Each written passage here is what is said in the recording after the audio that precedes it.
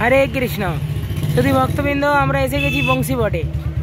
তো বংশীবটে আমাদেরকে স্বাগতম জানাচ্ছেন বংশীবট। হরে কৃষ্ণ। তো এই বংশীবট হচ্ছে ভান্ডিরবন থেকে 300 মিটার দূরে দক্ষিণে অবস্থিত। তো এটা হচ্ছে একটা বংশীবট নামক স্থান এটাকে বলা হয়। তো এখানে একটা সুবিশাল গোশালা আছে যেখানে গাভী পালন করা হয়। তা আপনারা দেখতে পাচ্ছেন, সাইড থেকে দেখাবার চেষ্টা। এটি একটি দেখুন কত বড় গোশালা, দেখুন দর্শন করুন, কত বড় গোশালা, কত গাভী মাতা এখানে চলছে। তো এটা একটা বিশাল বড় দর্শনীয় স্থান। আপনারা দেখতে পাচ্ছেন এখানে অনেক গাড়ির সংখ্যা, অনেক ভক্তদের আগমন হয় প্রতিনিয়ত। দেখুন এখানে হচ্ছে গুড় আর কলা বিক্রি হচ্ছে গাভীকে দান করার জন্য। তো গুড় আর কলা, ভেলি গুড় আর কলা। তো আমরা এগিয়ে চলেছি বংশীবটের দিকে, এগিয়ে চলেছি। হচ্ছে বংশীবটের মহারাসস্থলী। এখানে বাবা সাপ খেলা দেখাচ্ছে। এই বংশীবট, তো এখানে মহারাসস্থলী বলা হয়।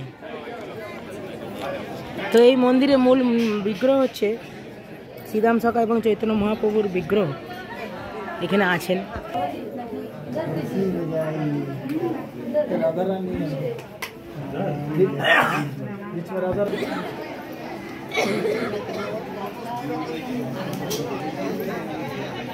তো শ্রীকৃষ্ণ যখন মথুরা যাচ্ছিলেন, তো মথুরা যাওয়ার সময় শ্রীরামকে বলেছিলেন যে আমি এই স্থানে অতি অবশ্যই ফিরে আসব। হ্যাঁ, তো শ্রীরাম বহুকাল অপেক্ষা করছিলেন এখানে যাতে কৃষ্ণ ফিরে আসে। তো যখন চৈতন্য মহাপ্রভু চৈতন্য লীলায় যখন এখানে ফিরে এলেন মানে এই বংশীবটে, তখন পর্যন্ত শ্রীরাম অপেক্ষা করেছিল।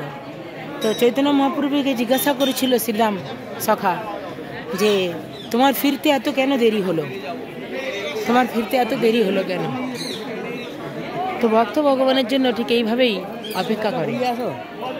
হ্যাঁ, তো ভক্তের জন্য কোনো কাল সময়, হ্যাঁ, কোনো কিছু মানে আসে না। তো এই বটবৃক্ষ, তো যেখানে এখনো কান পাতলে বংশীর ধ্বনি এবং রাধে রাধে রাধে এই ধ্বনি শোনা যায়, হৃদয় দিয়ে শ্রবণ করলে এবং শুদ্ধ ভক্তি মনে শ্রবণ করলে, তো এটা এখনো সেটা শোনা যায়।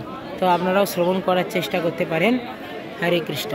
যখন আসবেন, অনেকেই কান দিয়ে শ্রবণ করার চেষ্টা করছে রাধে রাধে, বংশীর ধ্বনি।